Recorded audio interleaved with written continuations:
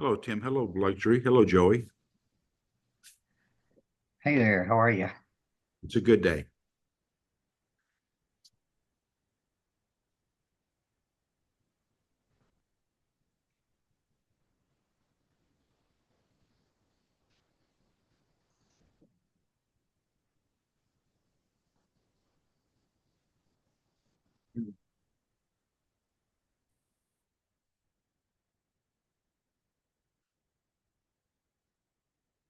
Usually about 1 minute till people start popping on.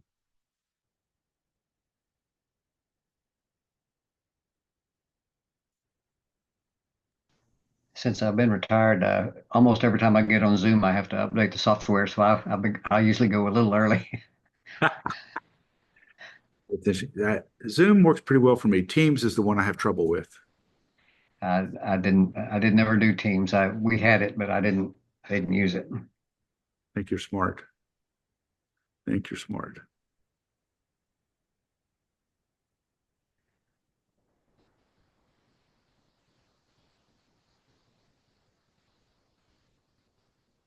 There you go. Where are you, Joey? Where is home? I'm in Abilene. There you go. I, I know a little bit about that town. Yeah, I've been here since '86, so I'm about to learn about it. You've seen a few changes there, and some things that are still the same. Yeah, yeah, some things are even worse. There you go. Where are you located, Brent? Dallas is home. So I'm actually Dallas. Okay. right now, but Dallas is home, so I'm not far. Yeah, I worked for ACU. My last 7 years, I was assigned to ACU Dallas, and for a good part of that time, had an apartment over there, and would go over 3 or 4 days a week, and then come back. That's very, Uh, yeah. So I live not too far from where you're up there. yeah, Well, hello, up in sir. Madison. Yeah. See you, Mac. Well, yeah, so I live, my home is just to the east of Addison, just to Okay. the east. That's where we are. Yeah. So Dallas comes up on the other side of the turnpike of the freeway there. So Hello, Fletch.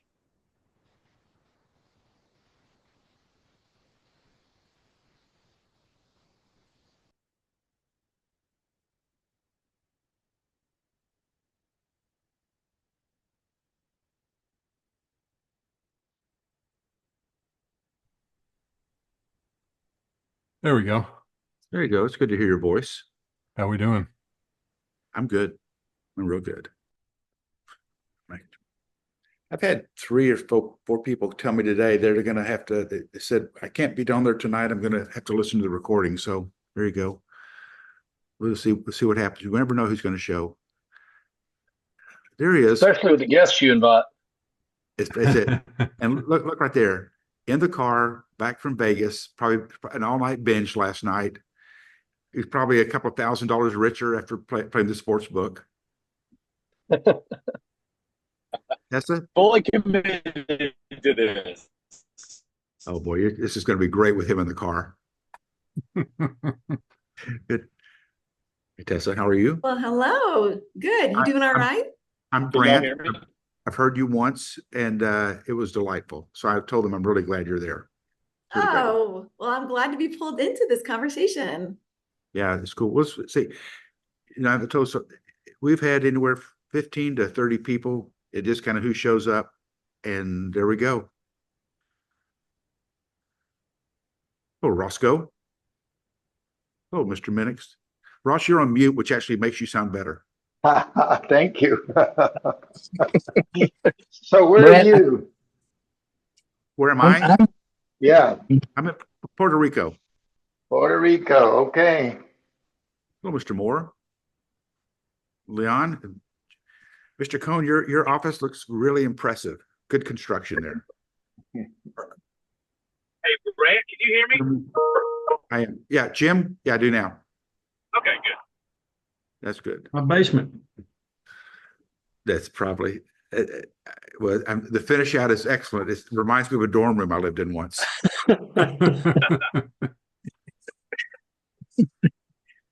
Brent, I just left your Blair Clarendon in Austin. Well, you just left what now? I just left Karen in Austin at a reception up in Bentonville Oh, how nice. 60 Yeah, seconds great. ago. That's great. For those of you who know, Blair is my younger brother. So that's a process there. We'll give this another minute or two, then we'll get going to see if some other people drop in. With that, that's good. Hello, Carl. Glad you're here. And so we do record these. Like I said earlier, I know about 3 or 4 people have reached out to me that said they can't join us, but they'll watch this later. And there'll be a quiz. Those people get quizzed. So, the kind of rules of the game where we talk for about 30 minutes and people will go a little longer they can. I'm going to apologize. I've actually got a dinner to go to. So I'm at 8:35 sharp. I'm probably going to need to walk out and you guys can continue on. And it will be an improved conversation. So I'm going to go ahead and get us rolling. So, over the last 20, 30 years, a lot of us along the way took this trek up to Vermont and we go visit this guy, Landon Saunders. And sometimes some people live near him. Many of us, traveled half a day to get there. And he always had these words of wisdom. We talk to him about things in life, whether it's relationships or purpose or how we like church, even when church abused us, or how we connect with people who are so different than us. And he rarely gave us direct answers, but he sure asked the best questions. And we usually found the answers inside of our heart. We discovered what was there. So we decided with his passing about a year and a half ago, we're going to go ahead and just have these conversations and continue them. We're just that these talks are going on. And we call it, Friends of Landon, and the heartbeat goes on. So we just, the kind of conversations we had with him, we can still have because it's amongst us and with it. So the first few months of this, we kind of talked about some of the things going on to continue access to what Landon did. But we're shifting now. So I asked a couple of friends to join us because one of the things that they do at Harding right now, we have 3 faces on here, and I'll have you introduce yourself, Mac and Tessa and Jim, who are helping students, but a lot of people think about the big questions of life, how we think about these things and how we address those. And these are the questions that are common, from since I think Adam was wrestling with these questions. What are my responsibilities? Don't eat that. Okay, gotcha. And that's how we go from there. And I think for us, the 3 of you talk to a lot of people who are wrestling with some of these things for the first time and kind of as they get into adulthood, or maybe they start before that, but a lot of us are at a different point in life. So we'll probably talk about some different things. So I'm going to stop here. And just for the group, I'm going to ask you just take half a minute each, and you can tell us. I'll just start. Jim is in the communications department. Mac is theology. Tessa is art, which tells us, Jim, we will clearly understand what Jim says, but it will be pretty much meaningless. Mac will tell us things we know to be true, but we will not understand them. Tessa, we will love those things, and it will be beautiful, and it will enrich our soul, and we'll feel inadequate to be able to do it ourselves. So that's my perspective. So I'm going to ask Jim, Mac, Tessa, why don't you tell us a little bit about kind of this project. Just don't too much, but just give us a sense of, some of these people have no idea what this is. Just why don't you start? So Jim, why don't you kick it off? Yep. Sure, you bet.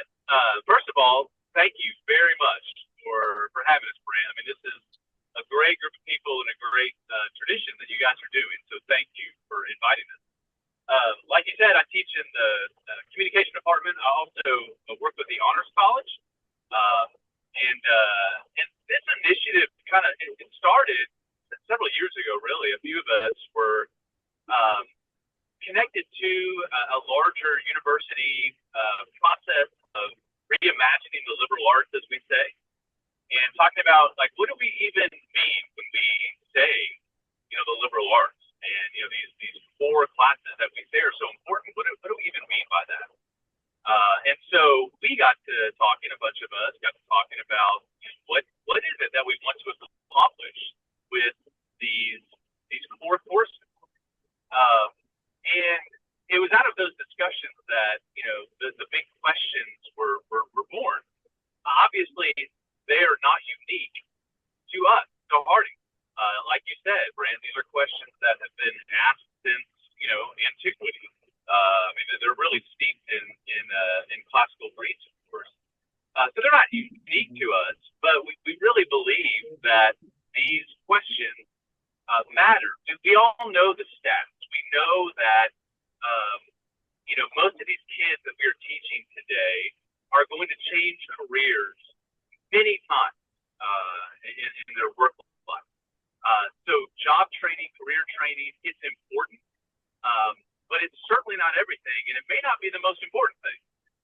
And so that is where we sort of we grew into this idea of challenging faculty and students to really pursue the big questions of human flourishing. What does it mean to be a human being? What does it mean to be a person of faith?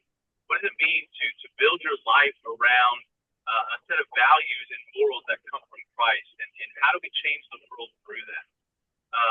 And so that's where it came from. And we started it at Honor Symposium a few years ago. We started building our classes around these big questions. And then over the last year and a half or so, it's gone more university-wide. And we're so glad it has. Some really rich discussions are coming from it. I'm talking too much, so I'm going to stop there and see what maybe Mac or Tessa want to add to that. And Mac, why don't you just introduce yourself so we can we'll go in that order. So we'll end on a high note since Tessa goes last. That's exactly right. Jim's telling the story right. Our friend and beloved colleague Heath Carpenter called me. I think some of this was frustration with academic bureaucracy that can make it seem like learning is reducible to these tangible, practical things, job skills and such, when college is supposed to be the time to introduce us to these big questions, to help us become people who not only can do a job, but can do it in an educated way, in a thoughtful way, the language of flourishing is really important for us. So at Harding, I work in the Honors College with Jim. Jim's my boss over there.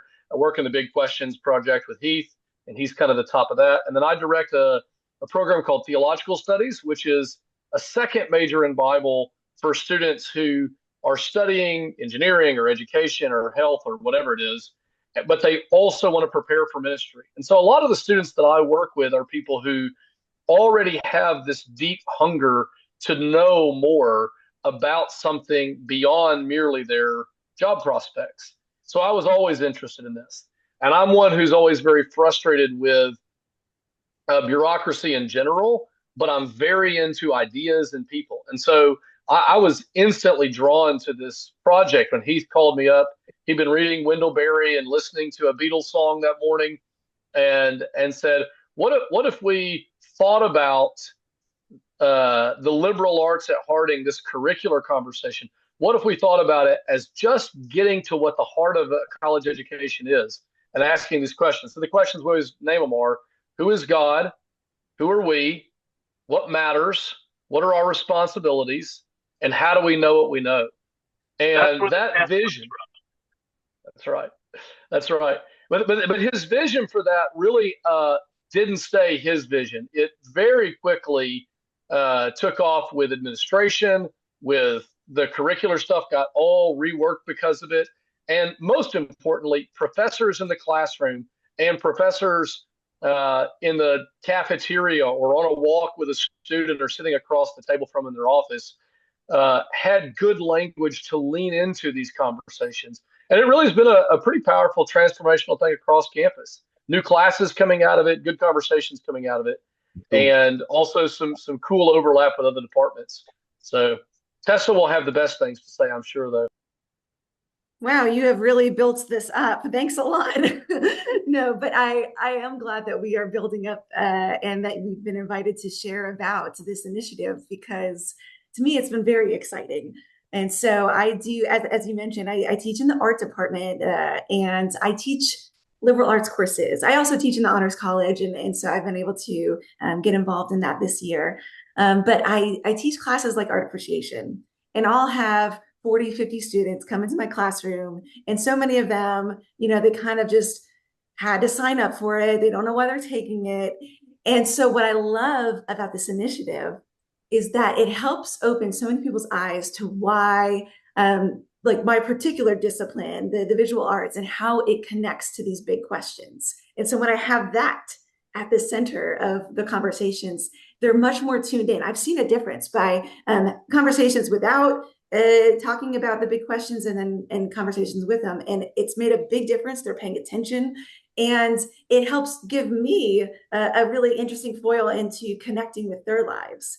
And so I think it's been great for the liberal arts to engage students across disciplines. I think about when I was a student, I felt like education was about checking boxes. Like I had to take these classes, and I didn't see how it was going to be helpful for me later on in life and what I wanted to do. And what I realized just when I started realizing how different disciplines actually respond to these big questions and open up my worldview, that's when like learning became meaningful. And Yeah. so that is what we're trying to instill within our students. And that's why it's at the core of our liberal arts like coursework, because we want them to see how it doesn't matter which doorway you open, which hallway you walk into, as far as these different disciplines, they're all speaking into these big questions. They're responding to these big questions. And once students become awakened to that, I think that's when learning becomes exciting. And learning goes from just being something you have to do to check off boxes and get a degree and get a piece of paper into where we can really develop lifelong learners. So you ended on exactly the right phrase there, lifelong learners. And so some of us wrestled back with these questions when we were young and had full heads of hair, and it was all dark. And since then, as you go through life, you have to kind of frame these questions and answers in your own mind, right? So you kind of work through this. What I tend to see is people sometimes they answer these questions in their life, who they are, what you believe, how you know it's true. And I put it in a box on a shelf and I deal with it once, and I only open it if there's a great tragedy in my life. Honestly, that's the seriousness. So normally I don't want, and most of my friends, we don't want to think.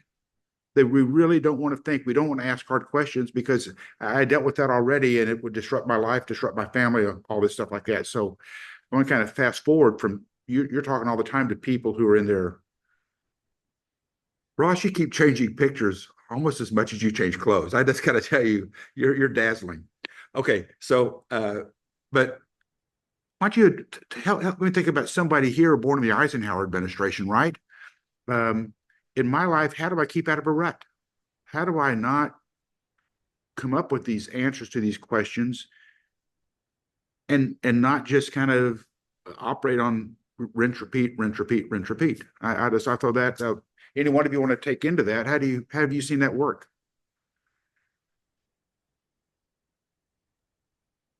Well, as is my custom, I'll speak first and longest. All my friends tease me about this, but one thing I think is, Brent, I really appreciate what you said there about we tend to imagine that these questions come up when tragedy happens. Death is one of the things that brings these questions to our mind, and rightly so. But it's also the case, I think, that educated people and people who live in community with educated people, and I don't mean by this PhDs or degrees, I just mean thoughtful people. The term intellectual, I think, sometimes is associated with like egghead or abstract or something, but I just mean people who are curious.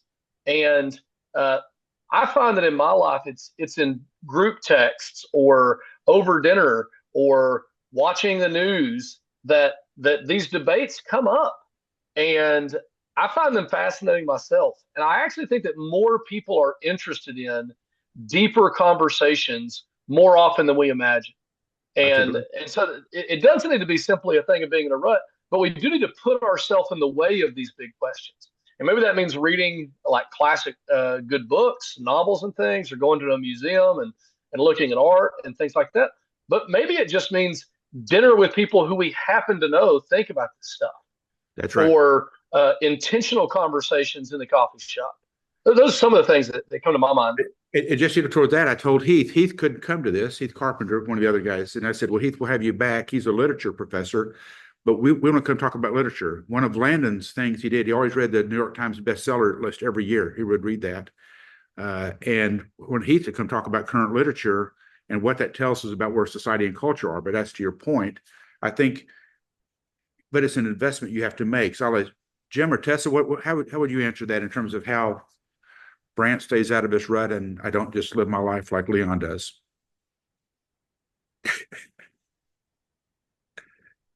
Well, I don't know as far as what advice to offer up. I will just share one thing that personally I try to do and what I try to instill with my students. I think one of the things when our students see that, even people middle-aged, that they're still wrestling with these questions, and that we can kind of, with humility, show how we're thinking through this, what we've thought before. I think it's important that our students see our own growth and development so that they could see that this is not something you lock in at age 20 and then you just, as you mentioned, Brant, like rinse and repeat, and you just continue on.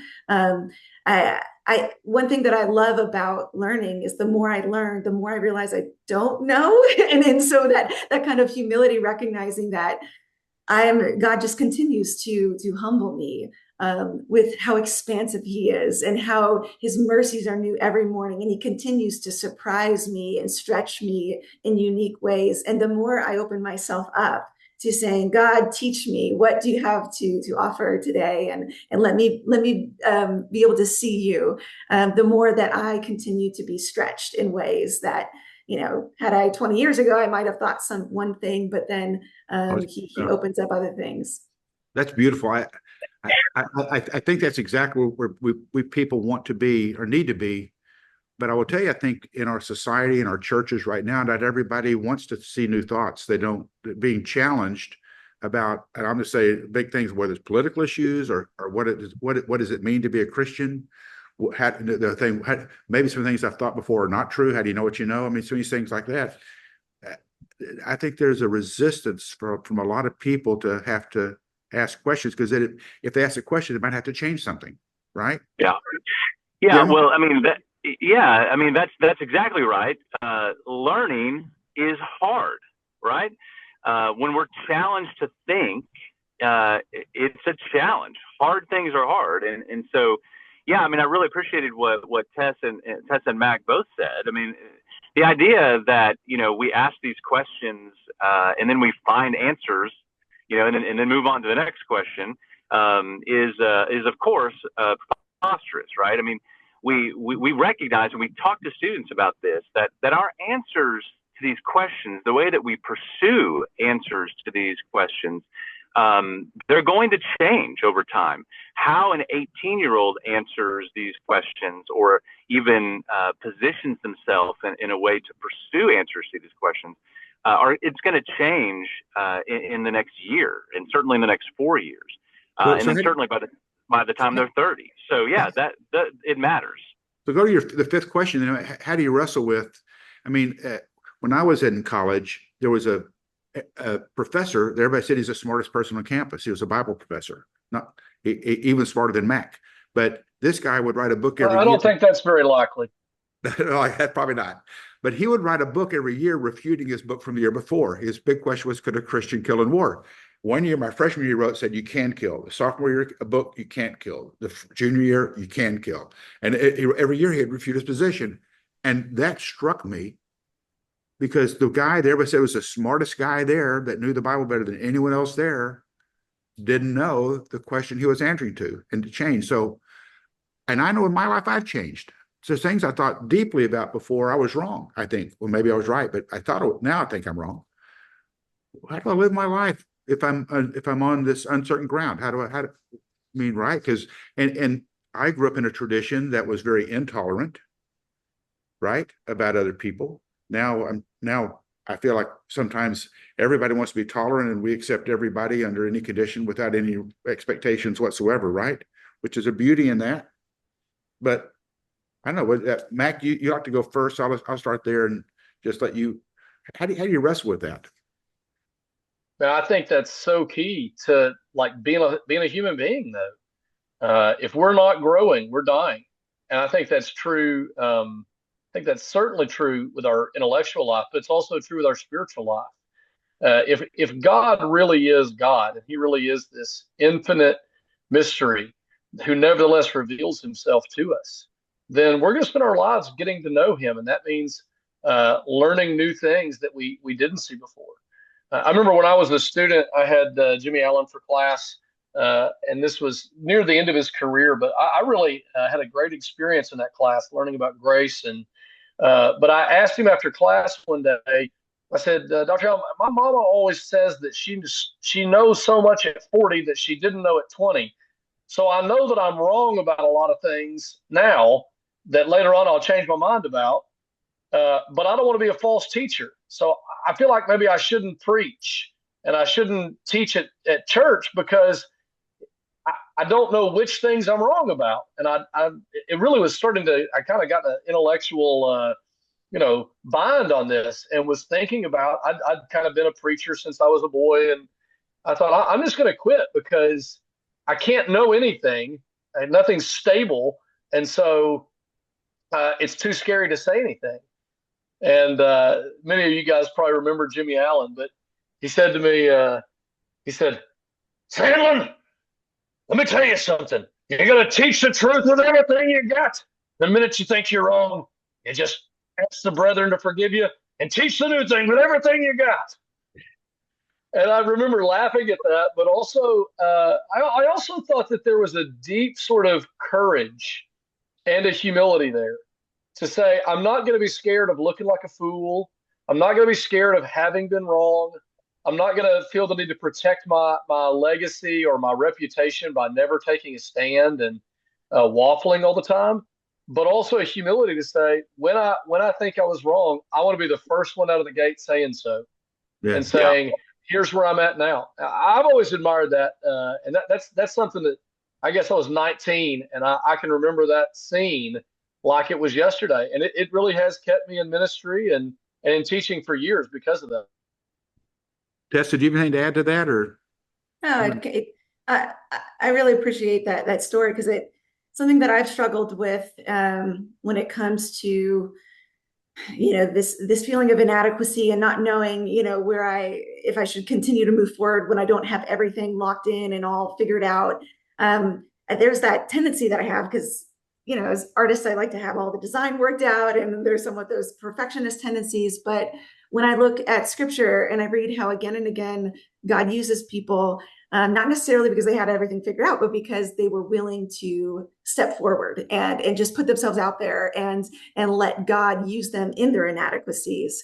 And so I think it's important that we continue to just use whatever God has put in front of us, and our circumstance, like the things He's presented, and to speak with conviction, but also speak with humility, recognizing that we can that very often that we are wrong. But Brant, to your earlier point, I think you are right to identify this as a problem in our culture, in our church. My husband is a minister, and whenever he teaches a lot of adult classes, and he noticed when he went from teaching the youth group as the youth minister to teaching adult classes, it was very different, because the teenagers, they were very much open and wouldn't be afraid to like explore things creatively and wrestle through things out loud. But a lot of the adults had these answers, and like they had believed something for decades and they didn't want to budge.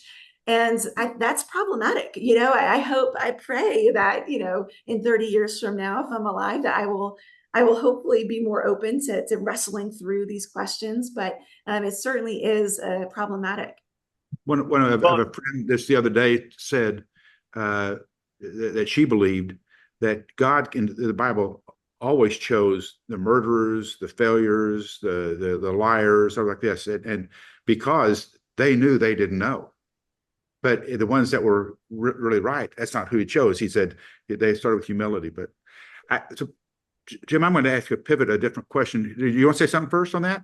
Well, yeah. Let me say something about community. I mean, asking these questions and pursuing big ideas in community is really important. And I think, it's funny what I'm about to say because we're all here online. But there's a lot of research recently about how, social media, we talk about it as being this great vacuum, and we're all just in our, little echo chambers. And, if only we were exposed to ideas online that, disagreed with us, then, we would, be able to have these healthy intellectual conversations and we wouldn't be so polarized.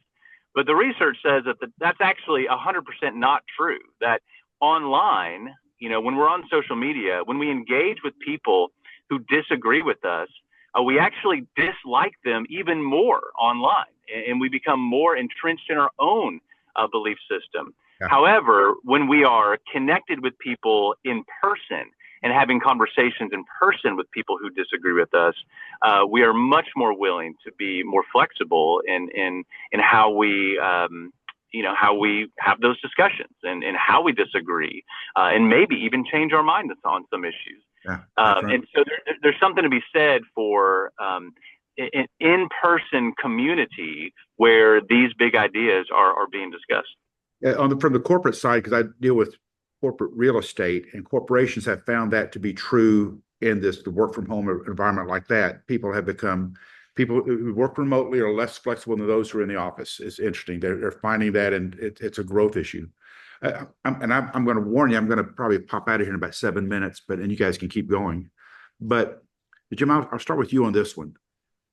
So the people I talk to about questions, how I answer who I am, who God is, what am I doing here, other questions, they're not always my age. They're sometimes younger. Now, and occasionally people younger than me do talk to me, but you see on the screen here, there's a number of people here have some age to them. There's a problem when you're the old person talking to a younger person. Then you guys are teachers, but sometimes students shut you off. But just how we communicate this to people in a way that's good. I'm fortunate right now. I'm in one small group with a dynamic, and there's somebody who's late 20s, somebody who's about halfway between us, and we're talking about the biggest things on everything. We're talking about, I mean, it's and they don't come at all from an evangelical background. Okay, I mean, it's their basis for truth is different than mine, and it's incredibly refreshing. It's incredibly refreshing, and it's making me. I'm reading right now my own. I've got pages of scriptures that if I read from their perspective versus my perspective, it reads entirely different. We all talk about the lenses, and what I found is that I have so many assumptions in my life that I can't live at. So here, as I have kids, I've got grandkids, and I've got people who are younger than me. How do I communicate in these situations? And a couple of people in this I'm looking at right here do this better than I do. But Jim, what counsel would you give us? Well, here's something I would say to that, and it's a complex question, but here's something I would say to that. I interact with students every single day, and when we have deep discussions and when they share perspectives that they have, very often, in fact, the majority of the time, when they talk about people who have had a great influence on them, in their way of thinking and their worldview, and people who have inspired them, it's almost always people who are significantly older than them. Obviously parents, but grandparents, people from churches, back home. I think we underestimate sometimes the power of the wisdom that comes with our age. And these kids are surrounded by, both in media and in person, people between the ages of 18 and 25. Yeah. And they get a lot of messages from that age group.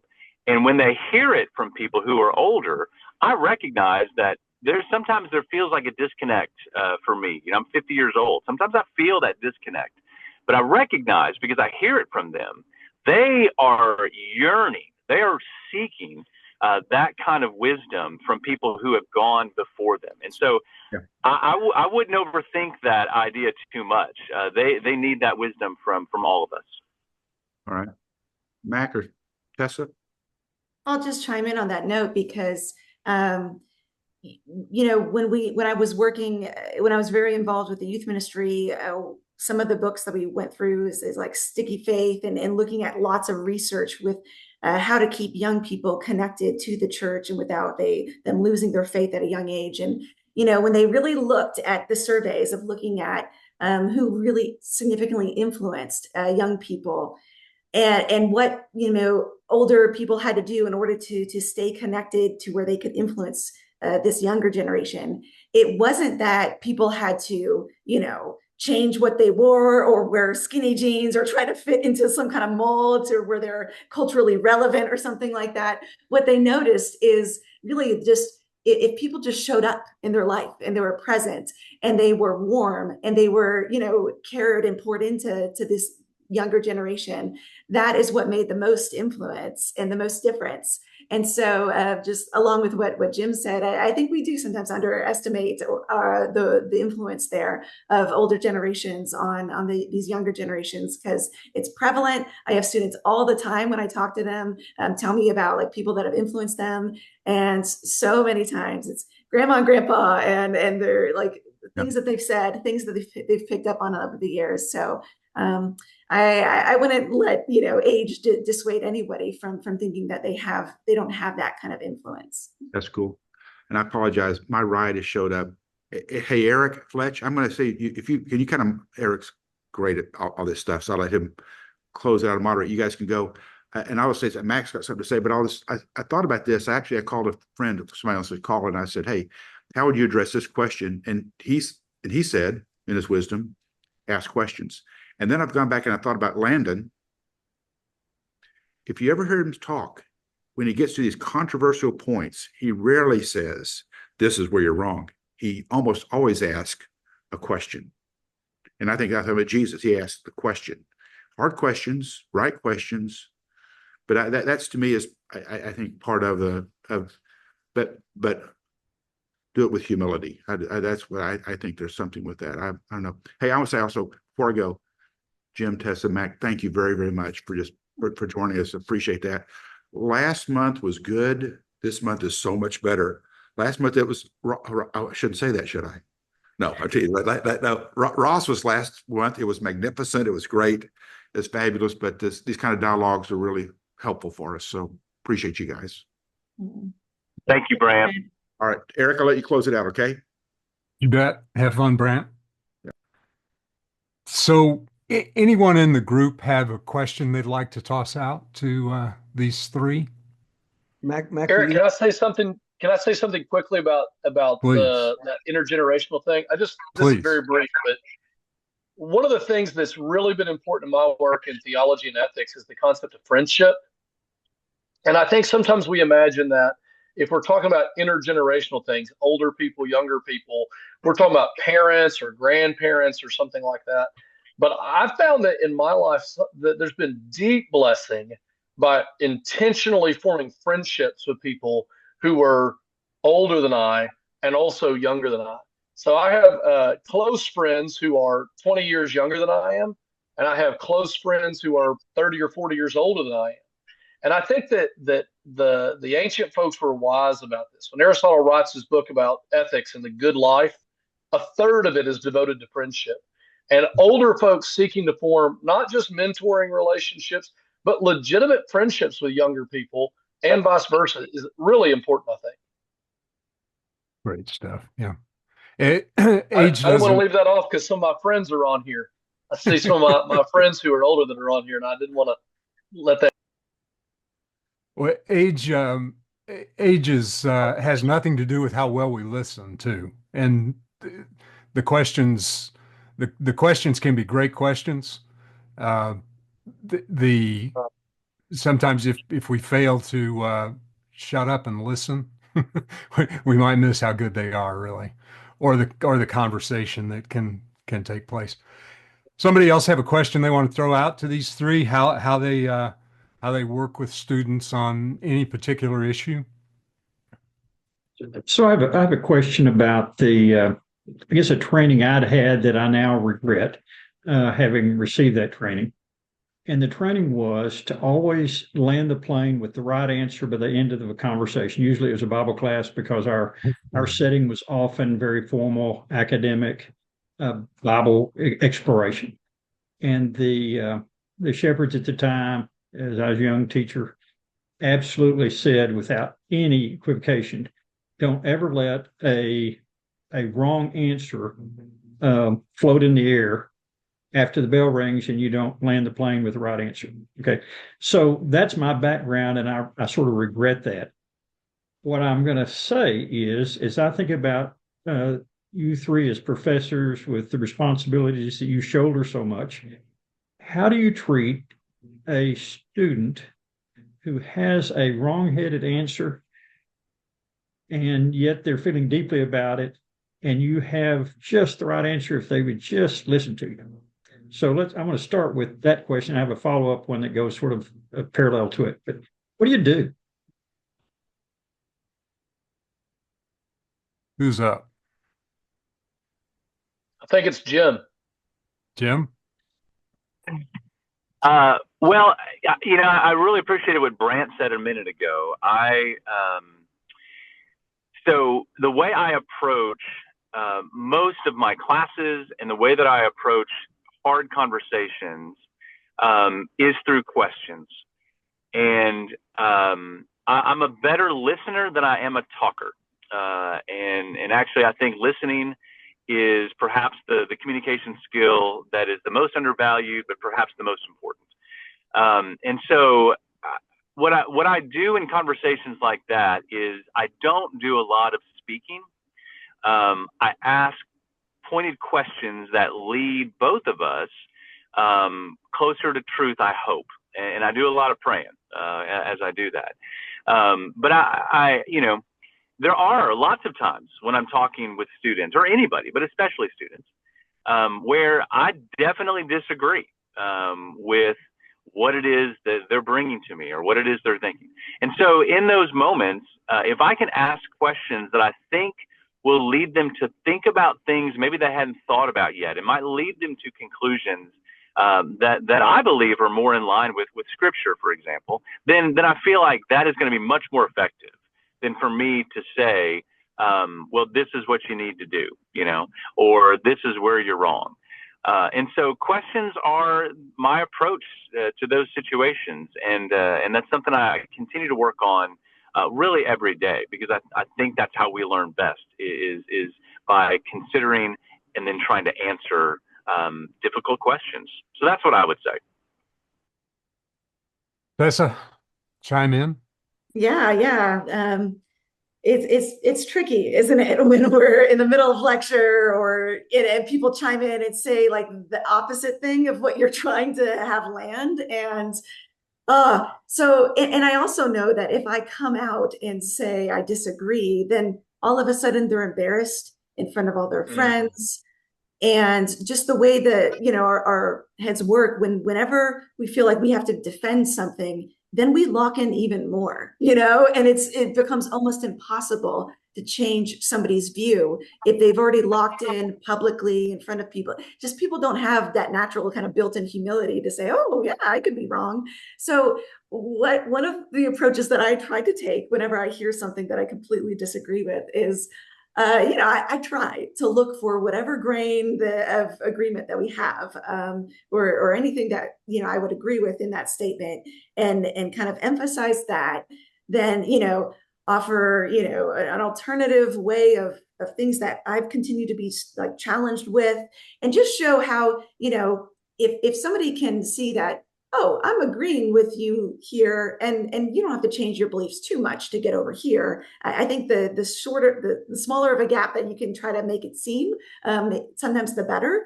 And so it's like, I agree, but one thing I've been stressed on is this right here. So I do try to use the position that God has called me in as a teacher to try to share my wisdom and things that I've learned, while also kind of adding, I could be wrong, but this is what how I'm thinking through this as well. And so it's tough. It's tough.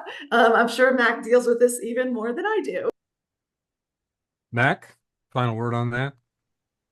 Some of my dissertation work focused on riddles and aphorisms. And it's interesting that Jesus frequently gives an answer that nobody in the room understands.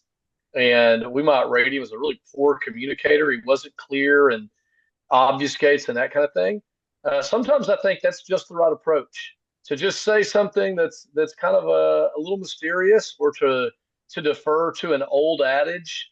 One thing my students make fun of me for is how often I say, well, my mama says, or my Uncle Grant always says this, or Larry Treadwell used to say this at church.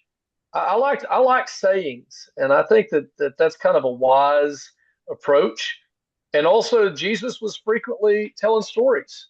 That's a disarming sort of technique to get people to think.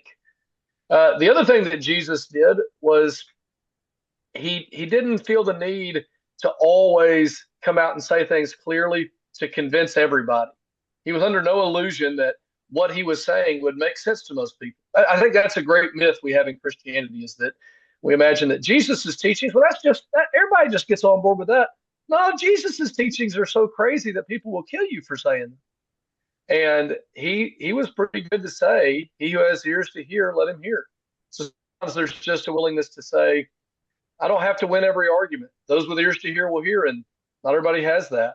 That's very hard for me because I'm a people pleaser, and I love talking, and I always think I'm right about everything because I'm bad person in those ways. But I try to I think the Lord has something to teach people with my personality on that, and so that's a couple of things to say, Jimmy. One thing, Jimmy, you said you had a follow up. Yeah, follow up, Jim. The follow-up is related in the sense of I think about things often in a trust continuum where people are more vulnerable when they trust you, and they will explore crazy ideas in front of you when they trust that you're going to treat them with respect. So the question that ties into the first one of just not correcting everybody all the time like I used to do and I'm repenting of, I don't know how to make amends to all the people that I need to make amends to because I can't find them all. But when you think about what you do, you may or may not have noticed, but you have some model that you're actually living that is on this trust continuum where people have learned that they can trust you. So if you had a word or two to give advice to the rest of us about how you establish that trust, and then that may allow you to actually strongly disagree if you're on the right end of the trust continuum. So question is, how do you I'm wordier than Mac. I would challenge him to a word off, but anyway, how do you establish your trust and move the trust continuum towards the greater trust? Watch how brief I'm going to be. Go back and listen to whatever Ross Cochran said last week. I probably never known anybody who's better at this than Ross. And I think of conversations I've had with him where I think if somebody else had said that, I would wonder about it. But because I know him in his spirit, it just always came across well. So finding good models is a good answer to that. Yeah, I think that's a great example. Ross is, and I think I want students to know, I want people to know that I care about them more than I care about proving a point. And so if we can communicate that to people, then we're going to have their respect and they're going to listen. And the other thing I would say about that, here's one. So I mentioned asking questions. This is one question I try not to ask, and it's going to sound weird. But I'm trying to get out of the habit of asking it. I try to not ask why questions. And because I think sometimes why questions put us on the defensive immediately. And so not that I never ask a why question, but I try to avoid asking why and instead get to a question that comes at it from a different direction and allows them to answer in a different way rather than trying to defend whatever it is they said. And again, that's a small example of trying to build that trust. I'm not out to get you. I really want you to think, and I care about you more than I care about trying to prove a point.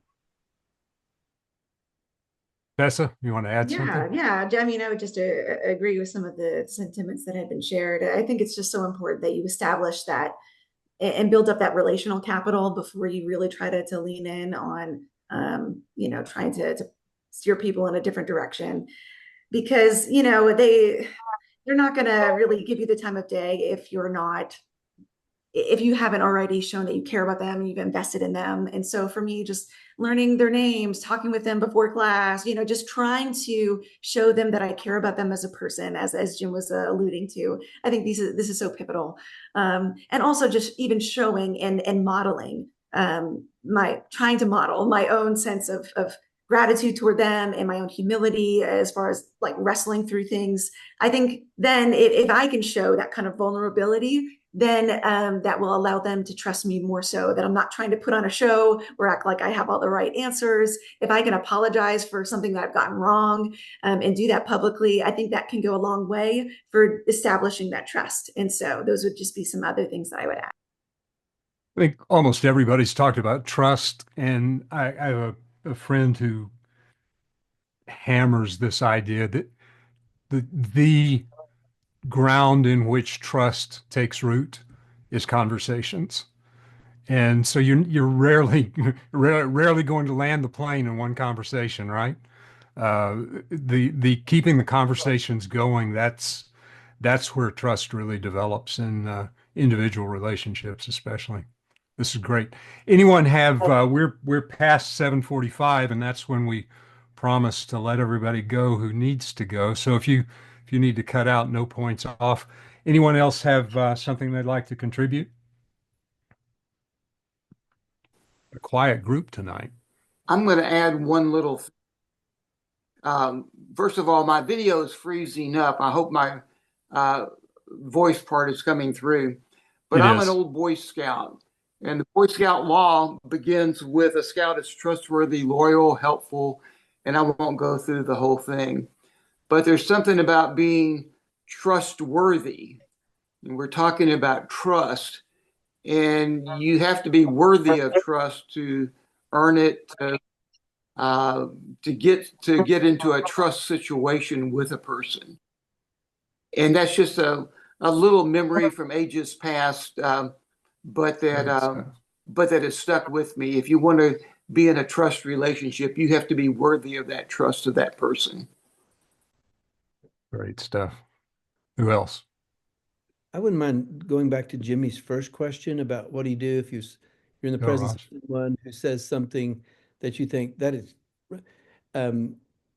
Sometimes, on my best days, I might say, well, what do those who disagree with you, what would they say?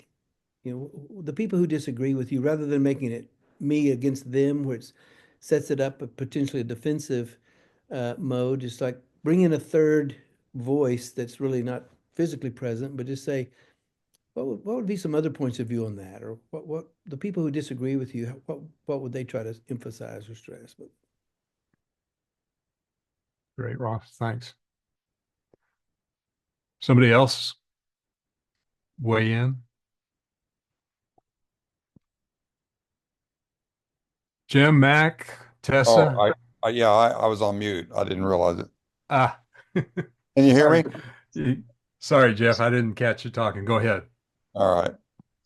Well, I don't know quite how to ask this question, but it's sort of I love what I'm hearing. I love what you guys are doing. I'd love to see more of it. But how do you I'll just ask this question in an awkward way and then get at it. But how do you make the transition from sort of a bull session about a big question to confronting your own life? You know, it's like I think of the book of Job. They had 40 chapters of a bull session about big questions about suffering. And then all that's swept aside, and basically God says, you guys all missed the point in your bull session there. And he says to Job, who's been asking all the questions, he says, all right, gird yourself, I'm going to question you. So we are the question. No, it's like we can talk about issues all day long, but until I get to the point where this is me and my life as a human being on the face of the earth, that's the real issue. And I'm just wondering how you make that. I think of the Nautilus shell that spirals up. You guys are asking big questions. We're never going to get away from those few big questions. There's just a few of them. We'll keep coming around to them, but it'll be different when I come around to them when I'm 77, like I am today. So it's not like you ever get a final answer, but you get an answer that's fine for you at age 30 or age 40. But I guess I'm asking a question about how you keep real life in the middle of this when you're talking about these issues. That's kind of a vague question. So I One of the apologize. things, no, that's good, Jeff. I think I know what you're getting at. One of the things that Heath Carpenter always says when we talk about these big questions that I like so much is he says the goal is not, and we've really worked hard to resist this at Harding. The goal is not to give students answers to these big questions. Sometimes we imagine that we're going to ask these questions and then we're going to write, we'll write a little answer and everybody will memorize it. And he says, no, that's not the point at all. The point is to give 100 answers and ask 1,000 more sub questions. I think that's the real genius that Heath brought to this is that we're studying the big questions. We're not getting done with them because you're exactly right. The whole point is to circle back to them. And we don't have to worry about them becoming, ivory tower abstractions. These are the things that great literature and great movies and conversations with your wife over the dinner table and long car rides with grandkids. These are the things that the best conversations and stories that we have come back to. Yeah. And we're meant to do it that way. I love it. It's like I am the answer to the question, what is Jeffrey Moore? So that's where you're going. I'd like to jump in on that too, just really quickly. While there aren't, there isn't one right answer, to each of these questions. While that is true, I do believe that there are better answers than others. Yeah. And I think that speaks to your question a little bit too. If we're only just asking these big questions just to ask questions and to be philosophical, because that seems like a fun thing to do. If we're only doing it for that reason, then I have some concerns. But we're not doing it for that reason. We all believe on this call that these questions, when we ask them and we pursue answers to them, that it leads us closer to Christ. And if that's happening, then I think we're doing really good things. And I think that's what we all believe we are doing. But yeah, I mean, to your point, this does have real life application. This does have, I believe, eternal consequences. So it's not just, fun philosophical questions to ask, to fill up an hour around coffee. But these questions really matter for how we live and for our futures and how we serve God best.